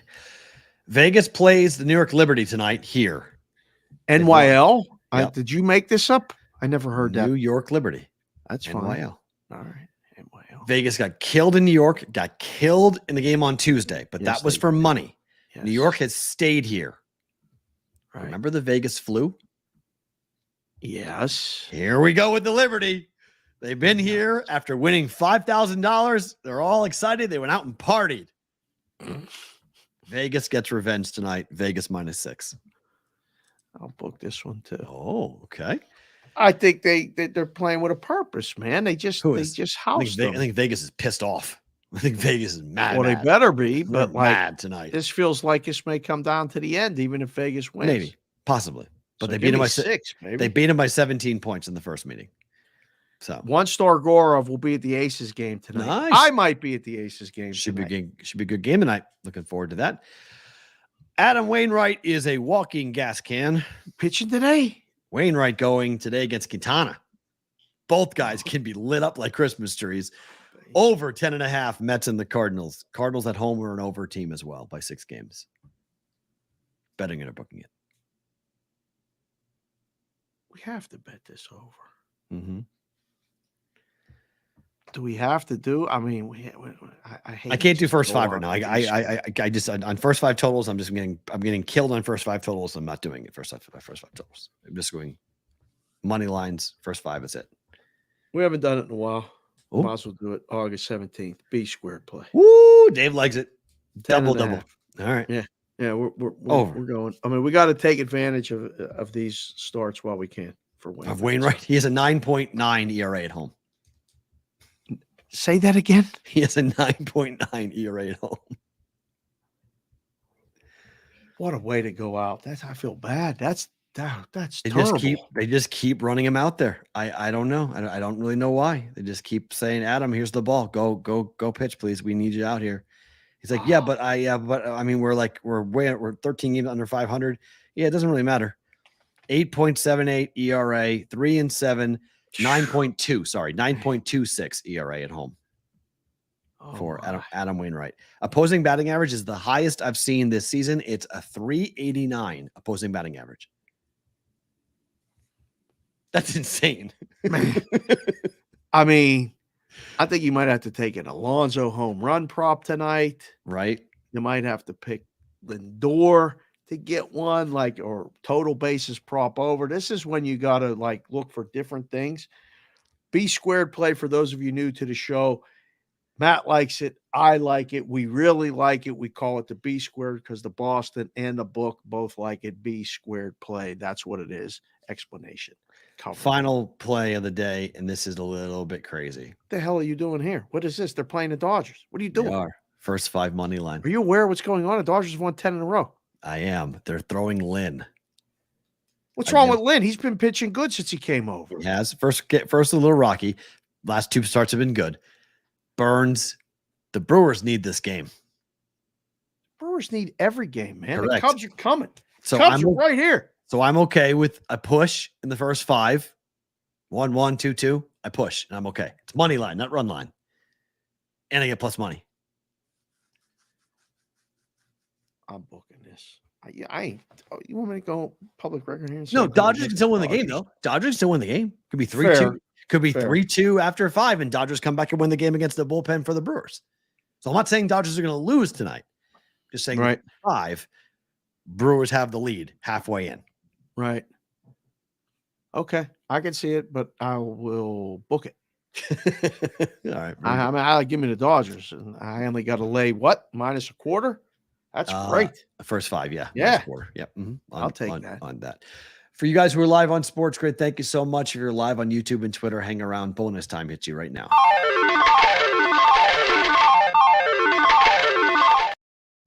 Favorite thing about today is what? Change the hat last time for this one. Ooh, I like the hat. Mr. C hat. Mr. C hat. I wore it today.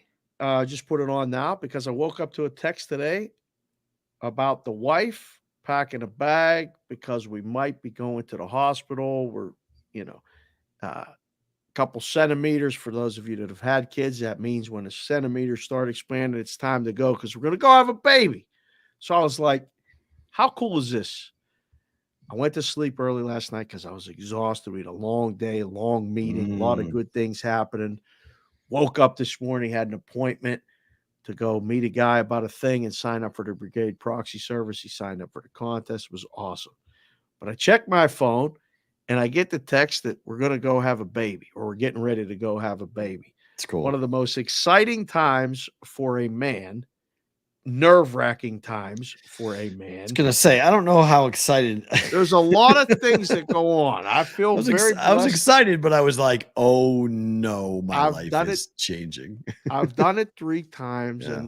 And, the first time they were all very different experiences, but I'm glad I did it. But I can relate when a guy gets the call, hey, either the water broke, it's time to go, whatever. So Mr. C, the Brigade's thinking of you, wishing you positive thoughts, everything good. But he sends the text that he's in a Discord, which, again, what's the Discord channel again? BVBshow.com, direct link. And we're on BVB bonus time right now, right? Yep. Mm-hmm. Yep. You sick fucks were betting on the weight of the baby. Of course. I can't believe it. That's awesome. Laughing my ass off. I was like, this is great. We got guys being guys in a Discord. 7 pounds, 8 ounces. What was it? My prediction. They were going back and forth. I didn't even look. I was worried. He's a big guy, so I might go 8 pounds. I would say over he under is 8 a big pounds. Guy. That dude, Mr. C, a big dude. I would say 8 pounds, 1 ounce over under would be my. I'd go under that number. Be my number because that's a big number. That's a big baby. I don't want him or his wife Rachel to have to worry about pushing out. 7 pounds and 11 ounces. We'll put it right there in the middle like that. That's my number. But I can't wait to, either get a picture, something. But that's so far. That's my favorite thing about today. Oh, yeah. I mean, that's phenomenal. That's very cool. Mine was meeting our friend, as you called him, the Sausage King of Omaha. Love this morning. It was fun. It was fun to see our guy reminisce, talk about a lot of people that we have in common. My time in Omaha has always been very special to me, and the people that are in my life still from my time in Omaha are all very, very special to me. And I still have many, many, many of them. And I'm very blessed of all the places I worked, all the places I went. I have, 15 people I keep in touch with from Omaha. So it was a very important time in my life, and those people are still very important to me. So it's very fun when they come to town. It's good to break bread or hang out and talk, and you got a chance to hear some of the funnier stories, some of the crazy stuff that had gone on in Omaha, some of the things that we got into in Omaha. But I can't wait to go back. We're going back. We're going back to Omaha. Sure. I told you 100%. I want Creighton, Iowa. I told Mac, I said, I'm coming to Creighton, Iowa. He's like, okay. He's like, good. Hope to see you there. Said, all right. Date is what of that? Is that January or is that December? I think it's December. I think it's early Before December. Conference play starts. Yes. It's the Big 12. It's the Big 10 Big East Challenge. Yeah, we're gonna have to. I got to see these places that you talk about. I gotta. If anybody's like the Sausage King guy, I got to. Oh, they're all like that. They're all like that. Oh, yeah. Yeah, the day of that game is golf course to go play or something. Oh, we got multiple there. Yeah, but we're gonna go. We're going in. We're going not in a place where we want to go golf. It's cold as hell. That's not. I mean, my goodness gracious, that's cold. There's a lot of people who. Where's that game? Why is that? First kid for Mr. C was 7 pounds. 7.75 pounds. So almost 7 pounds, 8 ounces. So you're close. I was a little heavy. It is November 14th. November. Yeah. November 14th. Holy crap. Then we have to come back the week of the race. Yeah, but that gets us out of here for the race, though. No, it doesn't. It's the following week. Yeah, but it gets out of here for that lead up week. The race is the 17th. 14th? It's a Tuesday. November 14th is a Tuesday? Yeah, that's why I said it would work. Oh, that would be great. It's a Tuesday. We can fly. Do the show Monday, fly out Monday. Yeah, fly Allegiant straight. Right to Omaha. Wearing I Love BJ shirts? Absolutely. I would gladly walk in wearing the I Love BJ shirts. It's phenomenal. Walk around. We'll do videos all day with us wearing that. Take us there's multiple books. I mean, the fun thing about the part of the country now is that go over to Iowa. All the boats over there all have sports books. The Lincoln sports books are happening down the road. The new book, they open up in Lincoln. Go do that. Man. Who do the Huskers play? Now we can't go on the weekend, but during the week. So yeah, I mean that's an unbelievable game. We'll be on FS1. I think you would be super impressed when you watch the Creighton home game because it feels like an NBA game. It's an NBA arena. There's 17,000 people that are going to be there. Oh, I love it. It'll be supercharged. People will be drinking like crazy. I got my ticket, guys. I can go get us some tickets and figure out what to do with that. So, Tuesday the 14th. I think we're gonna have to put that on the calendar. Yeah, be a fun trip to go and hang out, go and talk about Creighton. Go talk. Right. You go see Creighton. You can go see the. Heck, your daughter might come with us. Would she? No, to go see people that she knows in 100% Nebraska. 100%. Make it a family affair. I know Madeline wants to go to Omaha, so we can make a whole family trip out of it. It'd be cool for them to see the basketball game too. Oh, Matt! I mean, because I have the cutest picture of Maggie, my sister, right at 9 years old on the court. I can recreate the picture. And have the same picture. Right. We did that with Madeline from 1 to 9. Her first birthday party, her 9th birthday party were in Maine at the same place. Right. So I had the same picture of my sister and my mom. I recreated that picture. We could recreate Maggie and Maddie. Oh, it'd be fun at Creighton basketball wearing a Creighton Blue Jay sweatshirt. I have this. I'll put her in the same sweatshirt, and it'll be absolutely hysterically funny to have the both. Great. Because the first time my mom and sister went, it was a Missouri Valley Conference game, but I had surgery on my shoulder. It's why they were there. Oh, so Creighton put us up in a suite because my shoulder was in a sling. Oh, nice. I just had surgery. So there's all these pictures of my mom, but me in a sling after just having shoulder surgery from my labrum tear when they were in town to have that. So love it. Yeah. So there's a lot of cool memories that could be had in that. So are you doing Sports Grid tonight? I am. See you on Sports Grid tonight. Sounds good. I'm doing with Carver. He's in for Perrault. So I'm doing Carver in an hour and a half. Oh, so you're on for 3 hours. No. I'm just going on and doing a couple. Oh, okay, cool. I'll be on with Carver. And then back on with Joe and then I'll see you on 6 o'clock. I just want to tell people they very. Oh, they want to know. No. They're all, somebody asked 6 o'clock Pacific. 9 always in the Discord channel. Like, when are you guys on together? Tonight. And yeah, we were on last night. We're on tonight. Tonight's my last until I'm on Saturday and Sunday. I am on. Oh, you're on the weekend. Okay. This weekend. And then that's it. And then football season starts and it's going to be chaos. So it's going to be absolute, complete, and total, utter chaos next week. Fun chaos. Tyler's coming. But remember, guys, we are 1 week away from live at the Circa. Thursday, Friday, Circa Million Weekend. Next weekend we'll be live both days, just FYI. So we'll be there. So it's going to be a lot of fun. E will be there, and we're all going to be hanging out upstairs, both all day Thursday, all day Friday. A lot of crazy stuff going on. So, Dave, Matt, talk to you tomorrow for